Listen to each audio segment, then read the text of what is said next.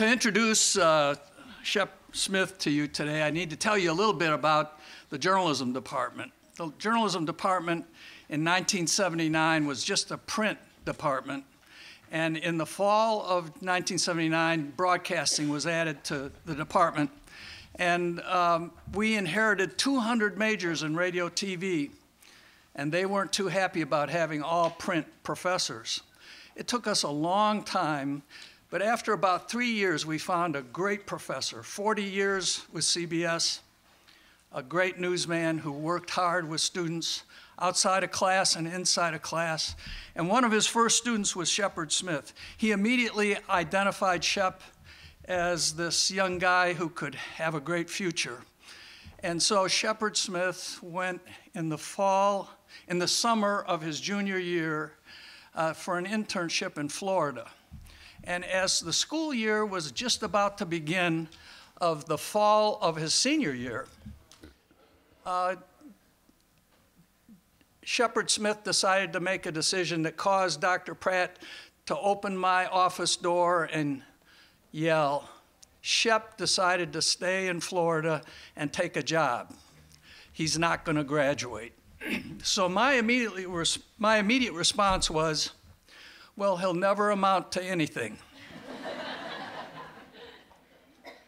Shep's career has moved ahead. Let me just read some of the places he's been, even though you may know. He worked in Gainesville, in Fort Myers, in Miami, in Orlando, in Los Angeles, and then established himself in New York City. If you go watch his news show, which I have done several times, I can't figure out how anybody can operate like he does. He's got a cell phone going, there are monitors all over the room, he's walking around, cameras are moving, and if you're in the room with him, they make you move to certain different places at certain times, and you cannot hesitate for a second. So it's a very complicated process. It's not somebody sitting behind a desk. Today, as the chief news anchor and managing editor of Fox Network's Breaking News division, he is the anchor of Shepard Smith reporting, and his reporting has been a trademark of Fox News Channel.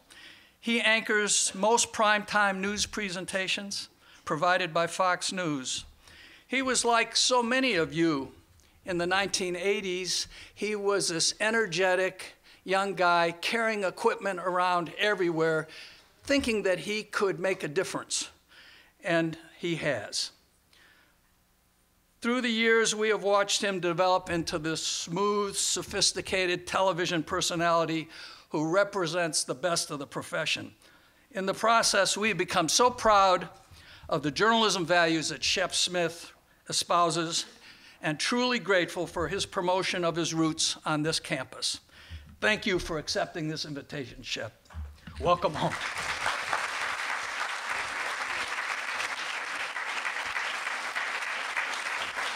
Thank you. I'm usually pretty good at one thing, and that is packing, because I travel so much, like all over the world, and I'm always coming here. We're here about 20 times a year, and I'm very good at it. It's quick. I can get it done. I know where everything is. I know what I need. I know what's going on. It just whoosh, done in 20 minutes. I forgot the shoes. So, I mean, it's not that big a deal. You can really kind of wear sneakers with a suit. It doesn't matter a whole lot. This was the bigger mistake. I wore maroon. And for this, I'm truly sorry. Because it's blasphemy. Because I care. Sometimes straight friends will say, what is you with this, gay friends will be like, what is with you in football, and why do you continue to carry this sort of, what's the right word? Like a mask, you know, why are you still trying to be straight in that way? I'm like, you don't understand. You have to come with me to Oxford, and then you'll understand. Because I've woken up on an aircraft carrier while we were bombing another nation. I've interviewed kings and queens. I've worked on every continent. I've worked in every single state except North Dakota. And I've seen a lot, you know, millions of miles of travel. And if I get a minute, this is where I want to be. Always has been. I think it always will be. My dad, Shep, and my stepmom, Pat, are on the front row. My partner, Gio, and Miss America, all here at the same time, and this is where I want to come. This is where what we spend our money to do, and this is the place where I'm most comfortable. And it's my favorite place in the world to show off, because if you get some people to Oxford, get them to the Grove, or get them out in the Right Field Lounge, or get them in the Pavilion, walk them around town a little bit, no matter what they like, they'll find it here. And I'm very proud to be from Oxford and Mississippi and Ole Miss.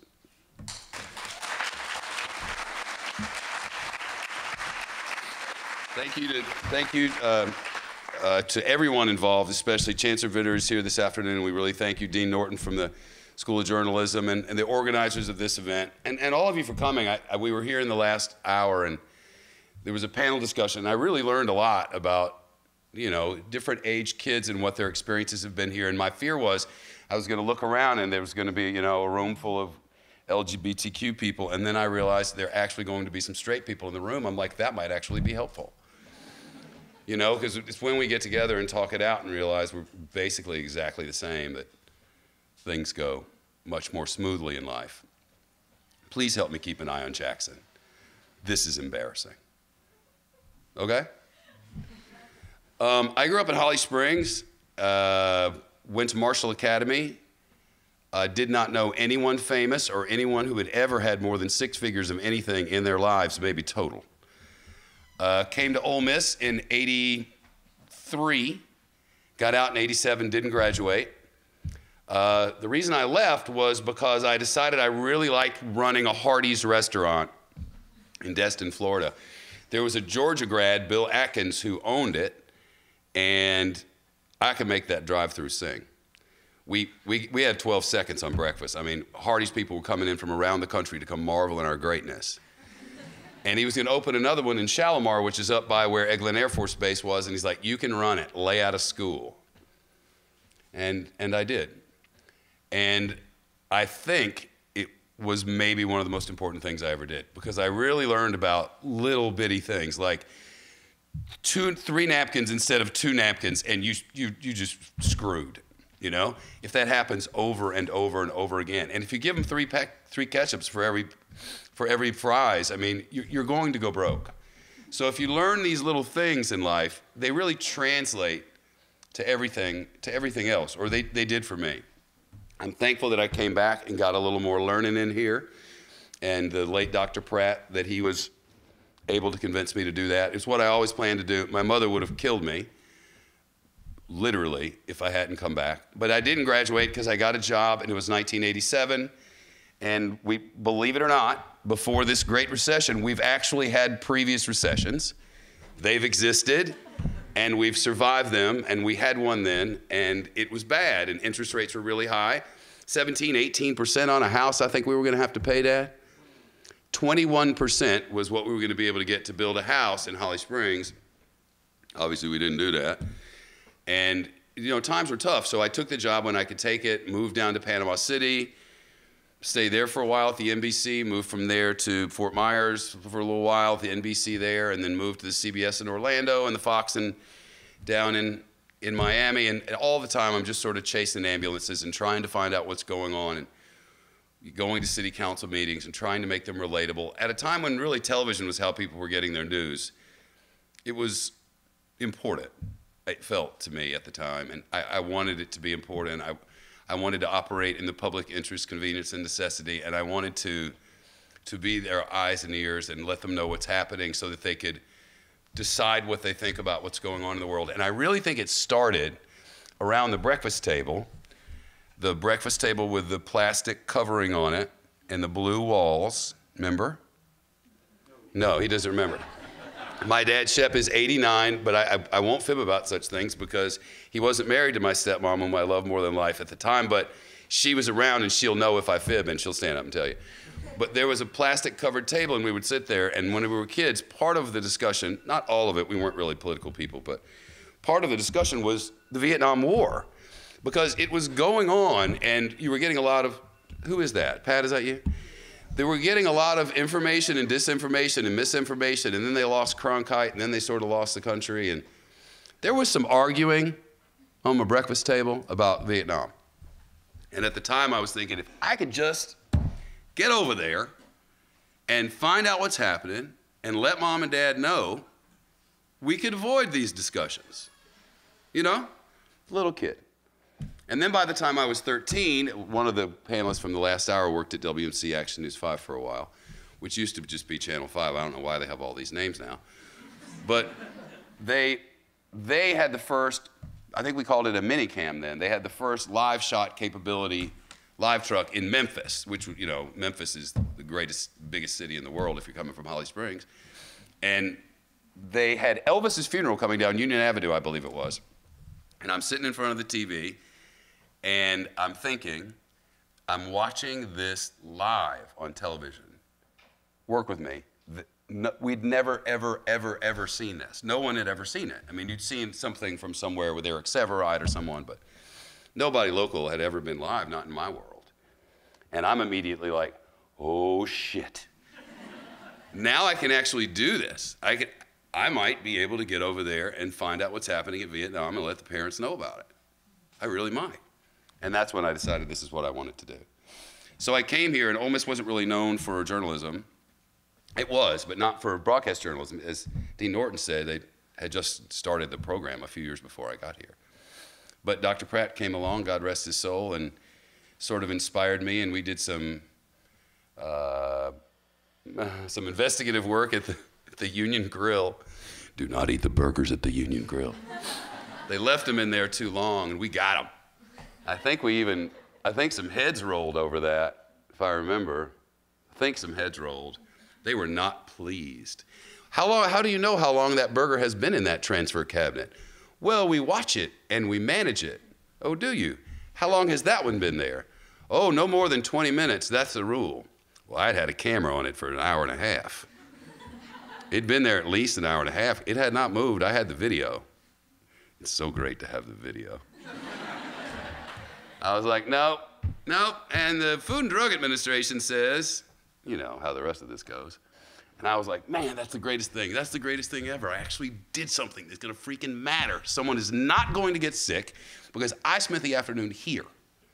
And I was like, this is it. That's what I wanna do forever. And I did. So I went to Panama City and chased ambulances and went through all that ambulance chasing and then went to a current affair, which was a disaster.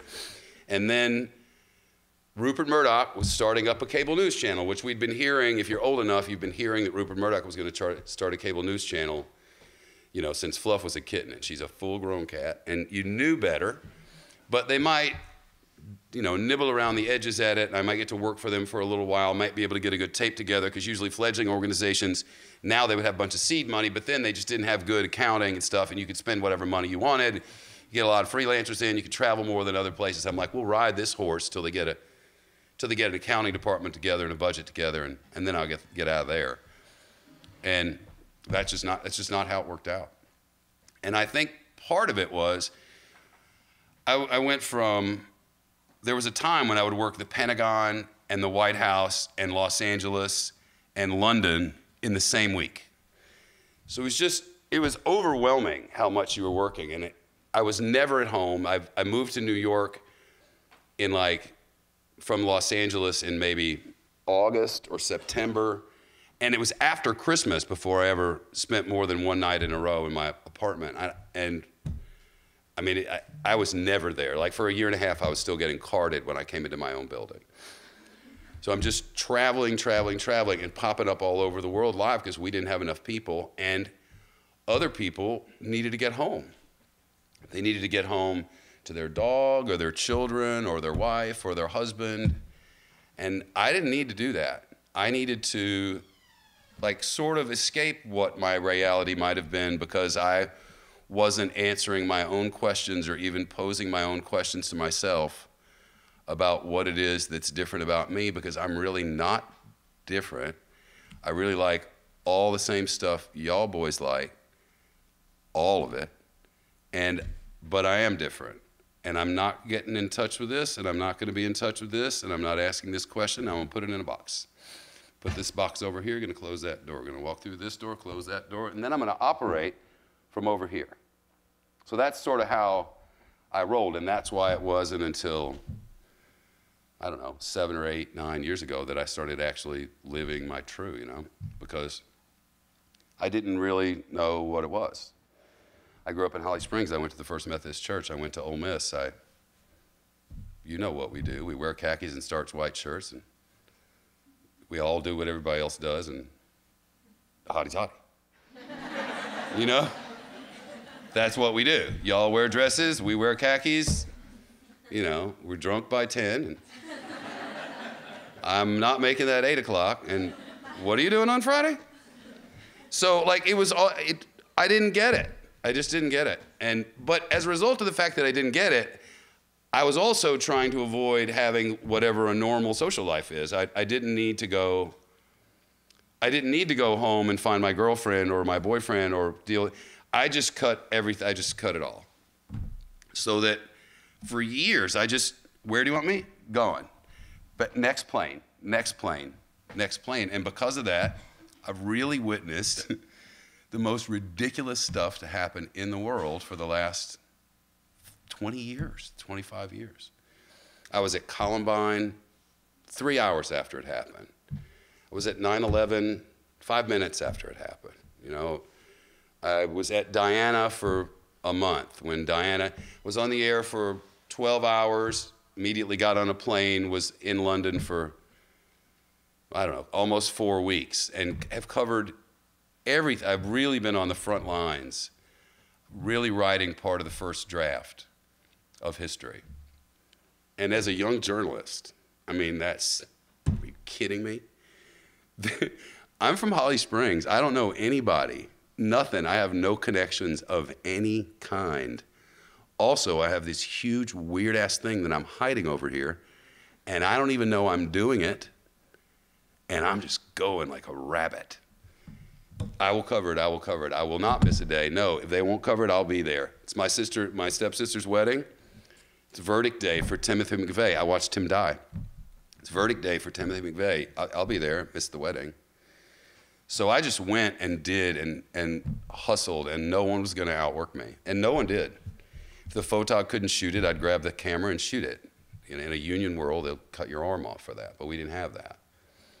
So I kind of did everything and worked really hard and just kept going and going and going, but sort of kept my Mississippi Ole Miss sensibilities about myself, I think. I didn't take the time to decide that I'd become something because I moved away from here. I think I was something because of the foundation that I got here. And it really didn't have anything to do with sexuality or anything else. It's just something about mom and them and home and stuff we kind of know that other people don't, right? I think we get that in ways other people don't. But I had this weirdness, and I had to someday deal with it. And my producer, Kim Rosenberg, who's been my producer for, I don't know, she's old as Methuselah. But she used to say, I mean, I wasn't like, once I figured it all out, I wasn't hiding anything from anybody. I never hid anything from anybody. I mean, I was always as true to me as I knew how to be. If I was fibbing to you, it's because I was fibbing to me. And I didn't realize I was fibbing to you because I didn't know I was fibbing to me. And that sounds like such a load of crap, but it really is my truth. I don't have to ever fib about anything again as long as I live, and that's really makes everything so much easier, right? So I really hit it hard, and I was crushing everybody. And my bosses were just sort of astounded, like, how can you keep doing this? I think I went 89 days in a row without a day off once, and then a couple of days, and then you go 50 days, and then a couple of days, and you go 40 days, and they eventually get to where they gave me a day off at Columbine one day, just stay in the hotel room one day because you gotta, or at Katrina, you know, at some point they're just like, you have to sleep. You can't continue to stay up. And I think part of that was this other thing that I had going on. I didn't want to ask myself that question or figure that out or learn how to deal with that, because to me it was antithetical to all that is okay. A, you're going to hell for it. B, you'll never have any friends again. What are you going to tell your family? And then what do you do? Where are you going to find some dude? And by the way, you're on television on the craziest conservative network on earth. They'll probably put you in front of a brick wall and mow you down. Of course, none of that was true. That was me. That wasn't true. You know, that's not how it was. But that's how I felt. And every time we, as a group or as individuals, stereotype and then expect people to conform within those stereotypes, you're really messing everything up. Because the big black guy in the back is not always the criminal, and the little white guy in the front, girl in the front, is not always the victim. And once we can come to terms with that as journalists, then all the rest of this stuff kind of works itself out, because that's really ingrained in us. The little white girl is the victim, and the big black boy is the perpetrator. And that's still true on many levels, and it is right here in this town and everywhere else. And we have to end that. We have to end that. But that goes for us too, because like on a Saturday, I don't give anything about your brunch. I respect you and your brunch. You should enjoy the brunch. The drag queens will be great. I'll be at Vaught Hemingway because that's where I want to be. And I'm not playing your stereotypes. I need to be there. And then later I need to watch ESPN for the rest of the day. And then tomorrow I need to think about it. And then I need to find out about injuries. And then I need to worry about, it just is. It's harder when you like boys to find other people to roll like this until you put them on a private jet and bring them here. Hi, welcome to Oxford. When I was at Columbine, we got there a couple of hours after. I had a speech planned, but the last thing was inspiring, so I figured I would just wing it. I'm going to give you guys a lot of question time because that's what I want to do in just a minute. But when I was at Columbine, the first thing we heard was trench coat, tattoos, long guns, goth.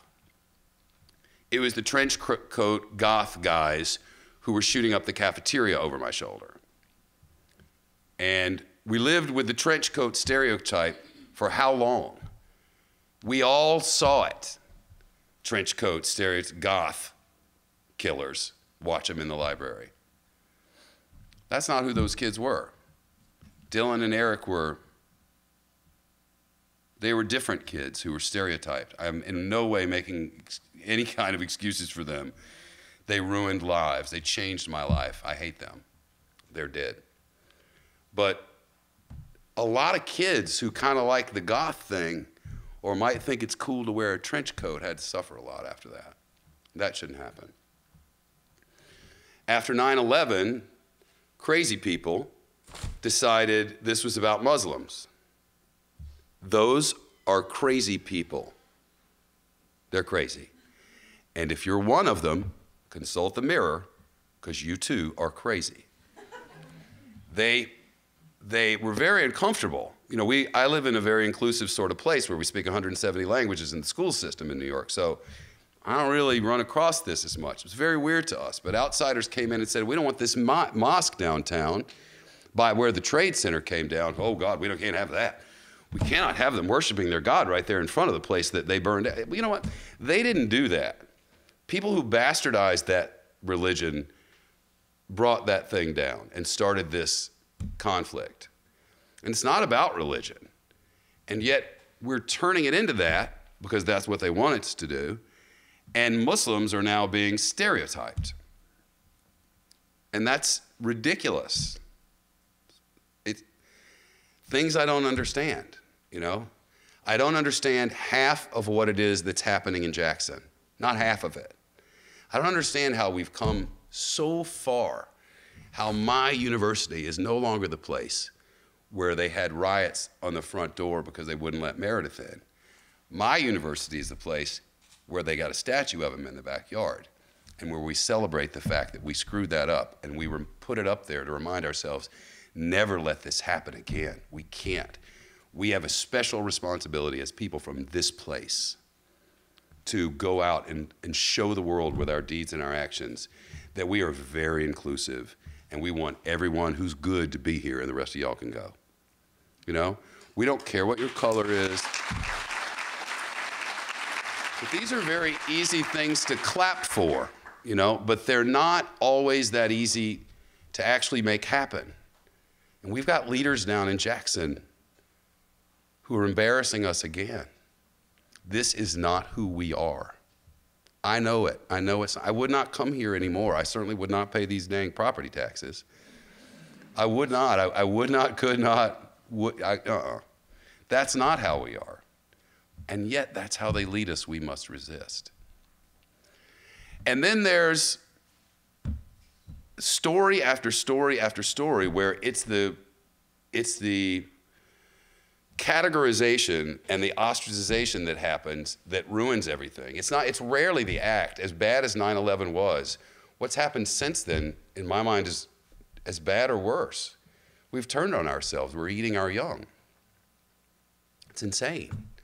And young people can lead us out of this, because my experience has been working with young people that when you see that Chancellor Vitter and the rest of this university are trying to add context and perspective to our symbols, this is a good thing. You know, when you see this Confederate memorial, we don't have to tear it down if that's what we've decided, but we do have to explain the other side of this thing. And it really matters. And you have to bring focus groups together, and you have to placate all the people involved. But so that we can move on, we have to do these things.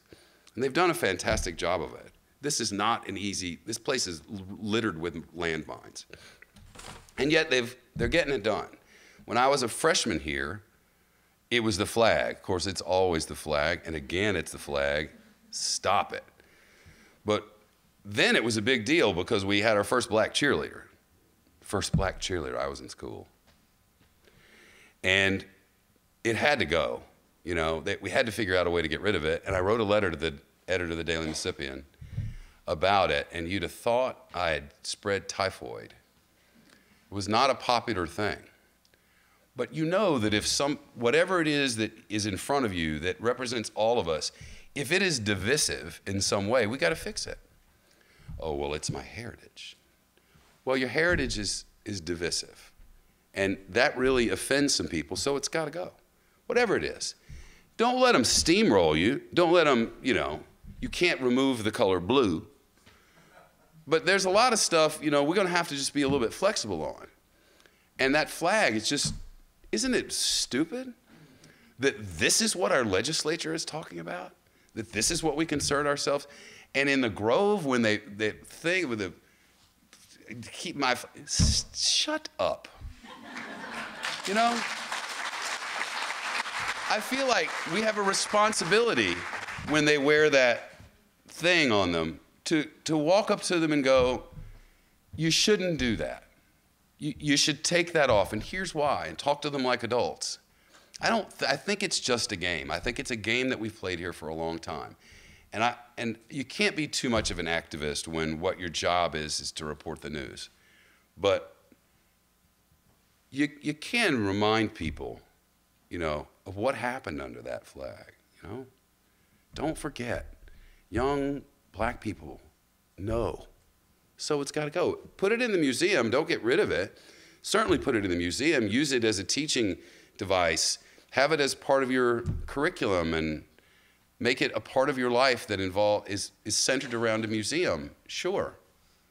Get it out of that stadium. Get it out of my Grove. And get it out of my state.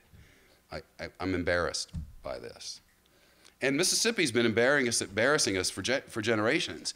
And then all of a sudden, they put James Meredith's statue up front, and they start giving context to all of our stuff. And little black boys and little gay boys from all over the world want to come here and experience the greatness that is this amazing place. And we can get this done on our own. We just have to keep those who lead us in check. And maybe educate our neighbors a little bit. So I'm supposed to be talking to you about inclusion and my life story in that way, but I've never really stood in front of a crowd and talked to them about the gay, because, I live in Greenwich Village in New York City, and I have for 20 years, and I don't know, and I never thought about it. Since I got past all my weirdness, it's like, this isn't a thing. But I guess it is a thing, so if you have questions about the sort of freaky place that I'm working right now or any of that stuff,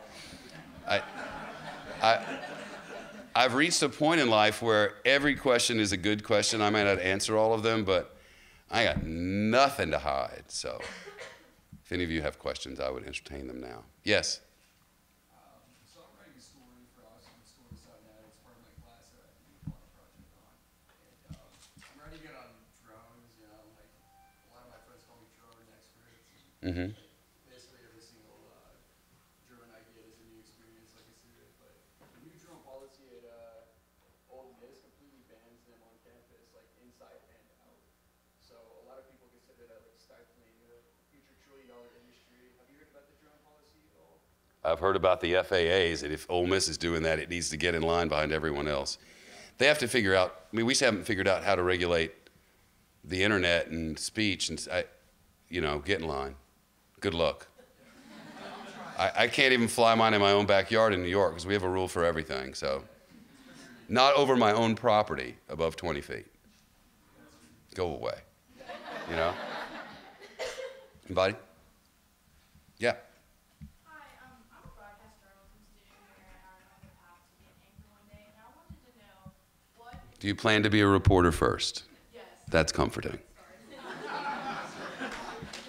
is important to take from each job you go through to get to the point where you're at? Because Well, everybody's journey.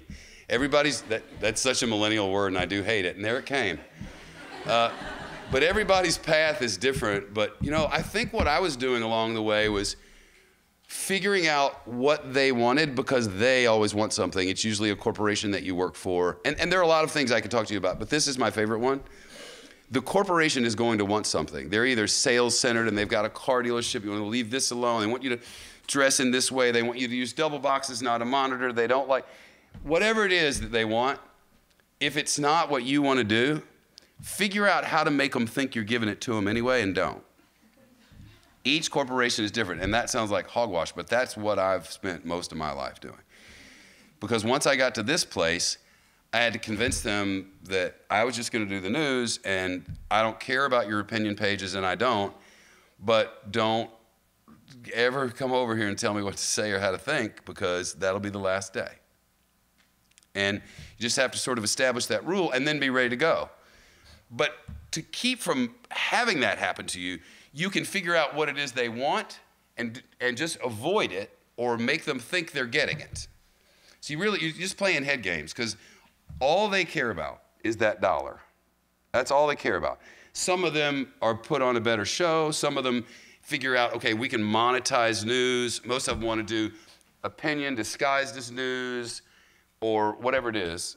Whatever it is they want to do, if it's not exactly what you want to do, make them think they're getting it, and stick to your guns. Don't ever, ever compromise your values. Don't ever say something that you know is not true. And if you say something that is true, you're duty-bound to correct it immediately. And if you do that every time, they'll never get you. They'll never be able to take you down legitimately if you're sure that you were going for the facts, and when you screw the fact up, you correct it. You're duty-bound to do that. And if you can do that, you'll be fine, I think. Facts matter. Come on. It's Friday and you came to this room. You have to have, gosh. Yes? what's your biggest advice on getting a job in New York City? Oh, get a job somewhere else first. New York City, in my opinion, and I've done this, so it's very different. And it's not just different that we operate faster and we speak different, and we understand that you don't just drive on the right-hand side of the road, you also walk on the right-hand side of the sidewalk. And everything about life has a way, and no one tells you what it is. And if you're real polite, I hate you. Because it gets in the way, there's no time for it, economy of words, staccato movements, no, I'm not gonna look you in the eye. This is foreign to you. And it's not gonna work right away. You have to figure that out first, and then go get a job there. You gotta work somewhere else where they don't care about you and you don't care about them. You know? It's not that we don't like each other, we're just very busy and in a really big hurry. And we gotta get to that train, gotta get to that elevator, gotta get back to that train, get back to that elevator. Yeah, so go do something else. But the way to get a job anywhere is to never compromise your principles, to never for 1 millisecond do it unless you're sure it's right. If you're not sure it's right, then go find out. But you can't follow blindly. It takes a lot of people down a path of destruction. Yep. Hi. Okay, so this is going to kind of play into the theme a little bit, but, you know, during the Bush area, during the early 2000s, there was sort of this... Bush 43. The second Bush. Right. Uh-huh. There was sort of that witch hunt of, you know, LGBTQ organizations going through and outing all the politicians and all of the sort of media people that they felt they weren't living their truth. And I feel like there's a lot of times where sort of that, there's a stereotype there that people don't understand of, you know, I have this thing, it's in a box, I haven't dealt with it yet. Can you sort of, because there's been plenty of documentaries, and you've even been included in some of those, and so can you sort of talk to that sense of, I'm dealing with this, don't push me into your box? Like, Yeah, I'm not the guy. I know, I'm not the guy because, like I said, I didn't get it for a long time and I put it in a box. And one day I found the box. Then I cried for a long time and I talked to my friends, my close friends, and then I started trying to figure out if I could have that life, which I didn't really think I could. And then I started having that life, and this coming out thing, it's like, I don't know. I never really did that. Somebody asked me if Roger Ailes had been abusive to me, and I said no, he was always good to me because that's the truth. And when I told the truth, I guess it was considered that I outed myself, and I didn't even think about it because I didn't think I was in. I don't know. I didn't know. I didn't think about it. I don't think about my faggitude. You know, I don't think about it. It's not a thing. I go to work. I manage a lot of people. I cover the news. I deal with the holy hell going on around me, and I don't think about it. I go home to the man I'm in love with, and I come home to my family, and I didn't have that. I'm not the guy for that. I wish I could be that guy. I'm not. It didn't happen with me. The box got open. It was weird, and I dealt with it and all the lying and all the stuff that I really didn't know had been happening. And then I felt like a liar and a horrible person. And then I met George Weinberg, and he helped me figure it out. And now I just want to win on Saturdays. That's all I want to do. I don't care about no bowl. You don't need to name all these games. You don't need to do anything. I just need to beat LSU. That's it. And I'm fine.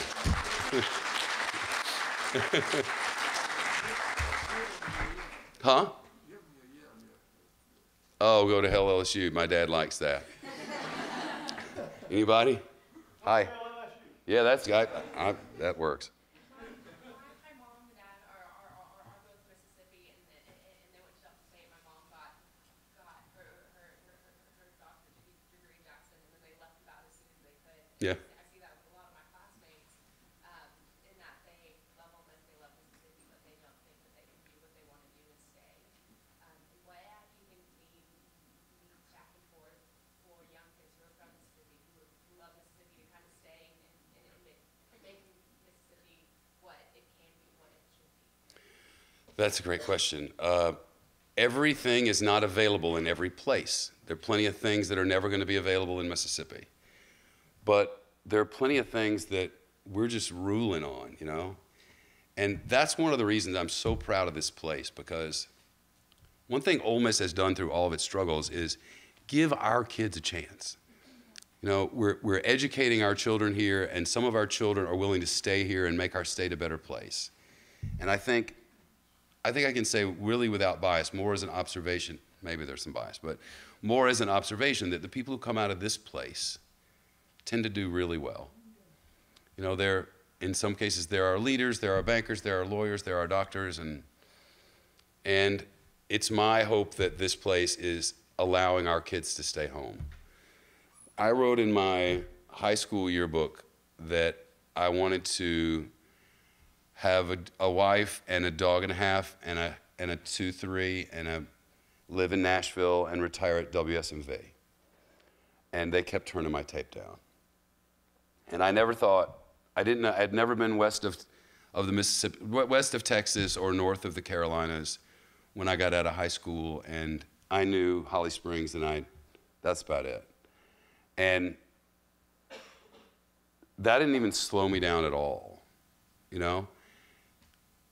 I didn't feel confined. I felt like my Holly Springs upbringing, where I knew no one and we didn't have a lot, we had it great. But it wasn't like we were rolling in dough and traveling around the world any more than anyone else was.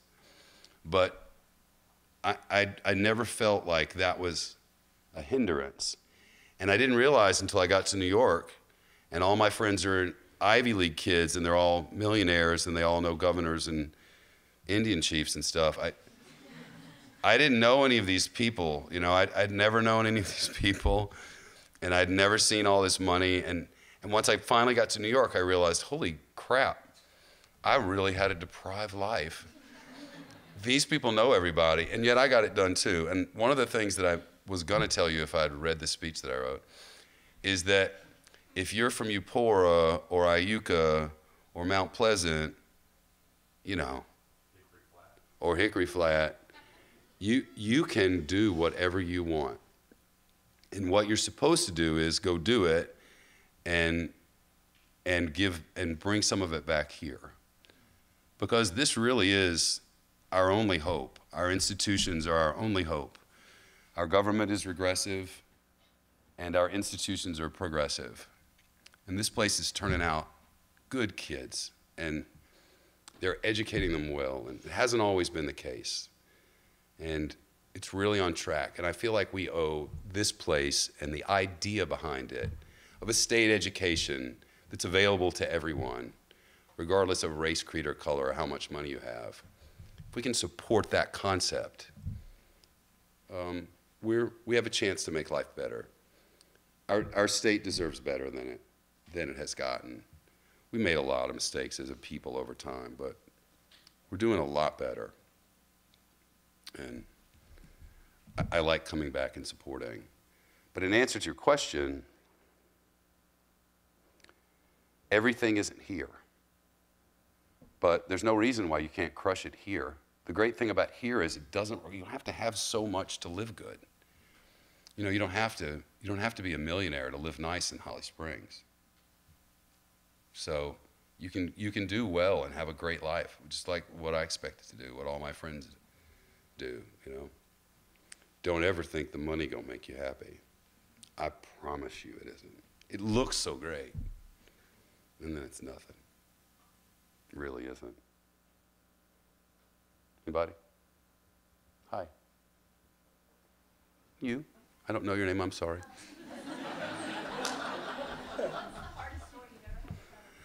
Hardest story. 9/11 was hard. I think Columbine might have been the hardest. Anybody remember Columbine? Are you all too young for that? Oh, good. Columbine happened while we were in our morning meeting, midday meeting, in the basement at 1211 Avenue of the Americas in Midtown. And there was a kid. What we knew was there was a kid shooting inside the cafeteria. And that's all we knew. And they were like, well, let's wait and see what happens, which is what people were doing at every news organization in New York. And I'm sorry that the news is all in New York, but it is, so I'm sorry. And everybody else was like, let's wait and see. I'm like, are you kidding me? There's a child in a cafeteria shooting other children. What are we waiting for? What more do you need to hear than that? Unless you think this isn't true, this is a freaking thing. Nothing like this had ever happened. School shootings were new things. That's hard to imagine, but they were brand new. There are children murdering other children in the school. We're going to LaGuardia. This was pre-9/11, so we got right on the damn plane. You know, you didn't have to wait 10 minutes. There was no screening.